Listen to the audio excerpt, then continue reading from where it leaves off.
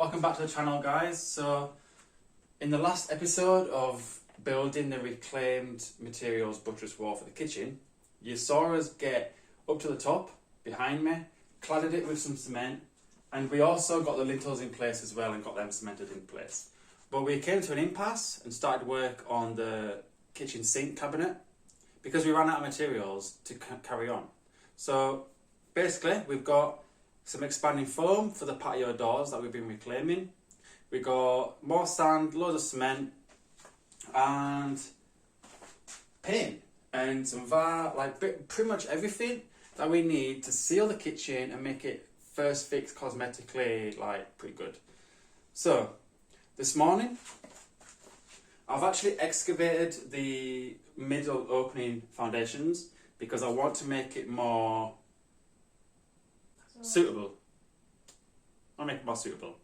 The original plan was to use the really long log that we had outside, and it spanned just over 5 meters long, which was supposed to support the bow in the ceiling of the kitchen, which is the whole reason why we're rebuilding this back end, because of the foundations on the original end is sunk. There was water damage coming in from the chimney before we moved into the property, which has caused some of the beams to be a bit rotten, and with the weight of the concrete between them, it sagged.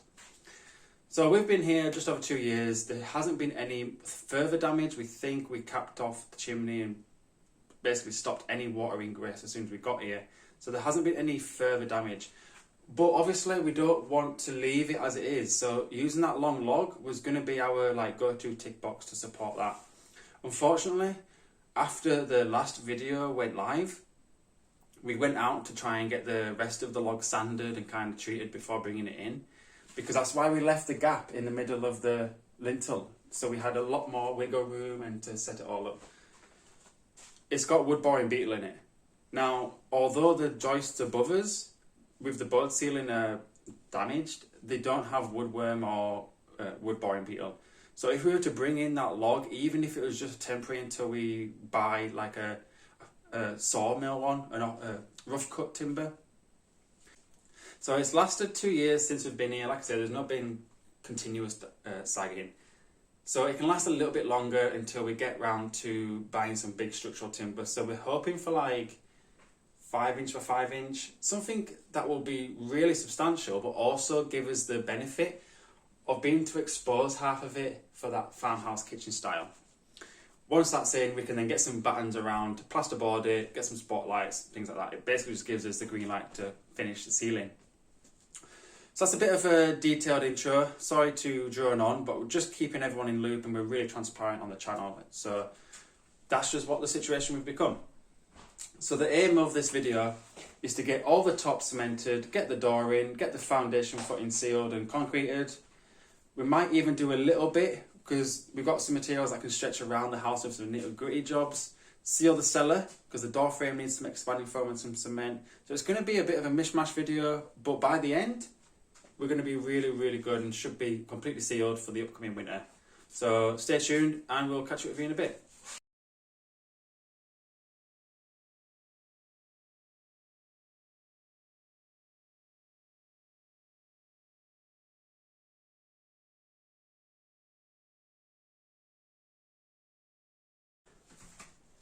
Alright, so you can start slipping in it. Oh my, why have you gone crazy? Yeah. Good job, baby. Down sides? Down sides? About here. Yeah, it's alright. So I just go. Just go all the way. All the way? Yeah. Oh no, you know what it smells like? What? Fish and chips? No, salt and vinegar crisps. Why does silicone always smell like salt and vinegar crisps, and why is that the thing that I want to eat the most right now?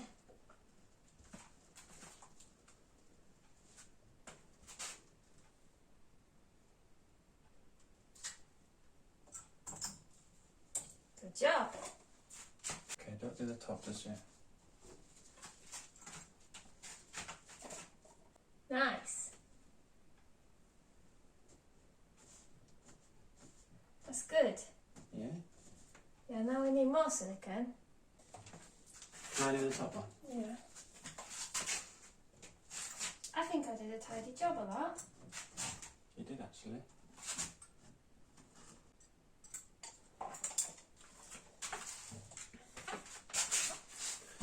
Okay, so it goes noggin to that side. Alright. Right, that way? Yeah, crazy. Right. Yeah, that's in. Yeah. Yeah. And as long as you keep a constant pressure and like keep doing your squeezing, you'll do a super good line.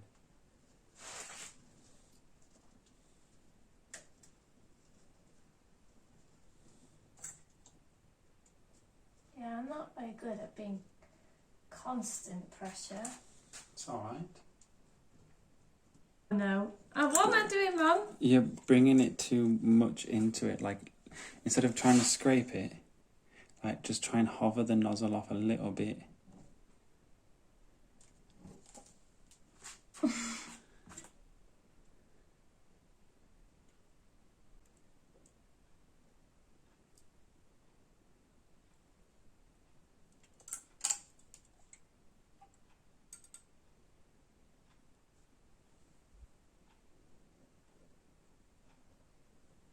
I'm going to do the top. Yeah.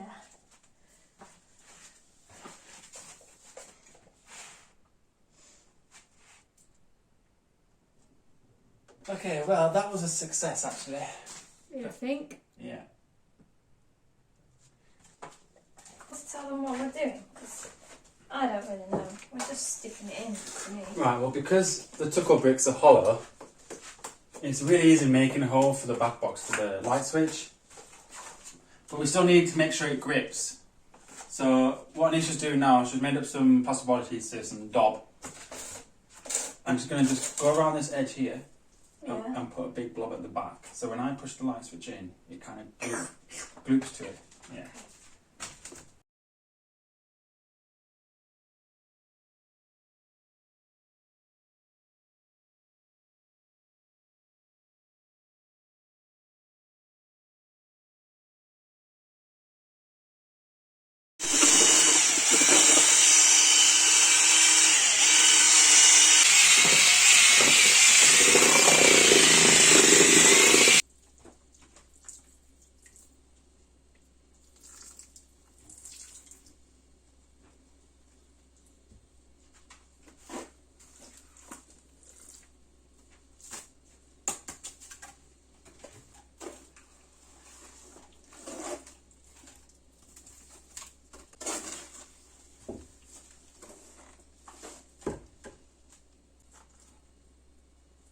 Did you mean that way, Stan? No, it's alright. I meant that. Yeah. What do you think?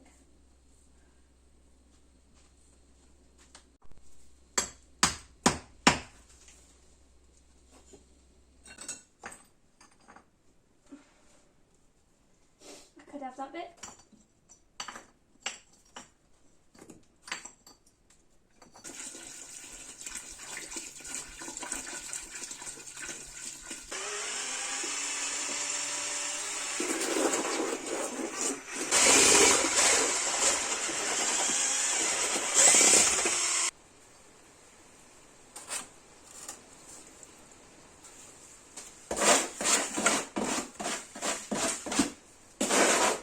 Tapped against the bricks.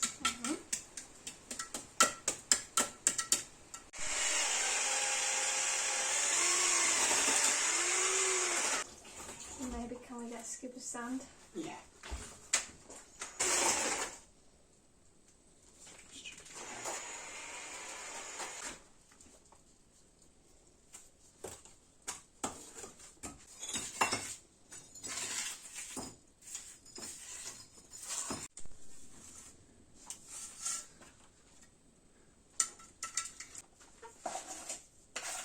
Still haven't gone off.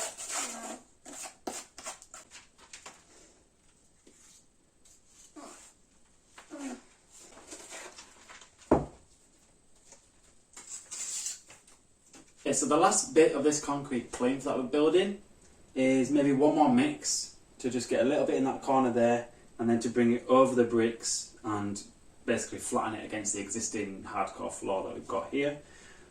So that's the next stage for that, but until that goes off, and we've just had a real big downpour of rain, so it's a bit boggy outside.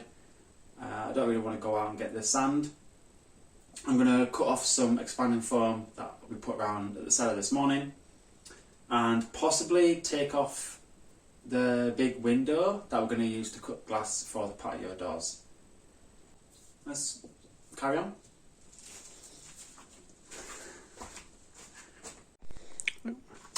So we've gone and made a huge big builder's bucket full of VAR to coat this left side of the buttress wall. And we're just waiting for this to go off a little bit, and then I can finish the front with my bucket mix. So slop it on nice and thick, and then we'll get like a piece of batten or the spirit level to shave it all flat. You alright in that little corner? Not really. Not as little as I used to be.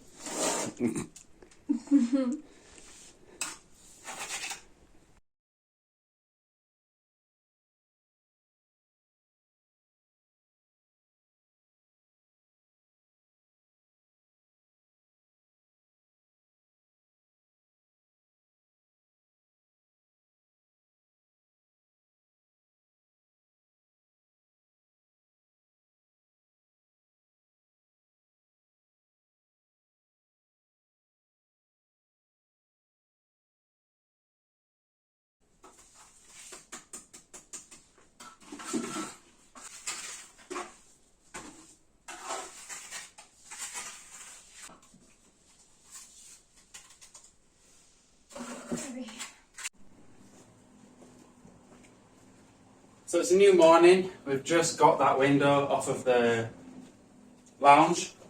I'm not going to need triple glazing whilst I'm not here. So we've been quite busy. Already really sweaty. It's probably touching 30 degrees already, and it's only 10 o'clock. So we need to... Joking. No, I'm not joking. It was freaking... It was 28 degrees at 10 o'clock last night. It's probably more like 32 degrees right now. Easily. Easily, and we're set to reach about 37, I think. Yeah. So we've got the washing on to pick that out. Dishwasher's on. We've got to pull the cabinet out of place, and that's why we didn't do the drain, to make life a little bit easier for us. So we've got the rendering to do on this side, well, as much as we can. The rest of the block work at the top. Hoping to get at least another tuckle brick each. Leave us about 5 inches or 4 inches for the new beam that we talked about. Block all that up. Get some white stone wedges at the top. And basically just blast it. We've got the glass ready now in the back alley to recut for the patio doors.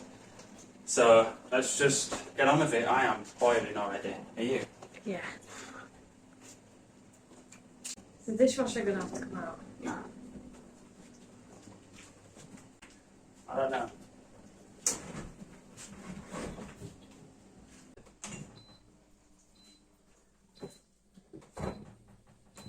Past. Like leave it in the middle. Yes.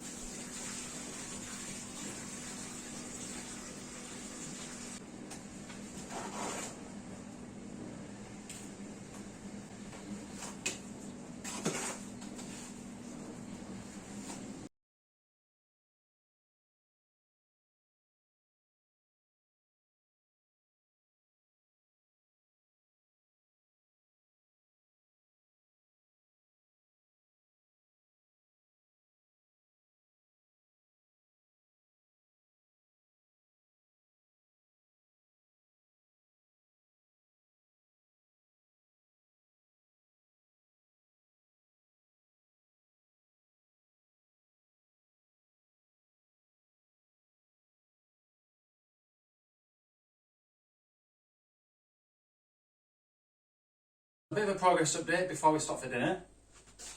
We put some wedges of white stones and finished bricklaying that. Purposefully left a big enough gap in the middle so we can just fill that with expanding foam and a light coverage of cement so anything can't eat through. But then it'll be super easy to remove it when we come back and prepared with a big log. So that's kind of ready. Nisha's gone halfway up the opposing side of the buttress wall with the render. So we've used 2 bags of VAR so far. We've got 2 left, which kind of looks like we're gonna... Cutting it close. Yeah, we're cutting it close. So another bag for there, another bag for there, and a bit of smidge, and dilute it a bit with this more of a sandy mix if we need to stretch it. So things looking really good. The concrete plinth is set really well as well. There's no real blemishes to that, but it doesn't really need to look very nice. It's just concrete. So we're going to stop for lunch and then mix up a big bag. So stay tuned.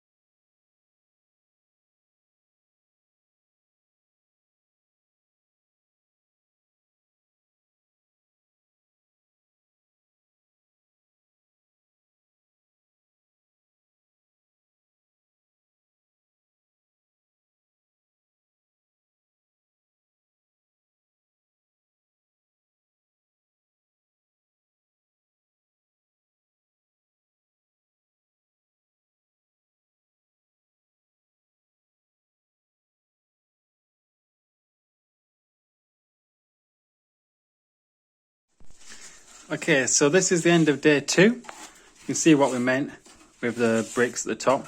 So tomorrow's agenda: cut the glass for the doors, fit the doors, expanding foam round, cement the edges, and then finish a very light covering of VAR/cement at the top of that. So stay tuned, updates coming in a minute.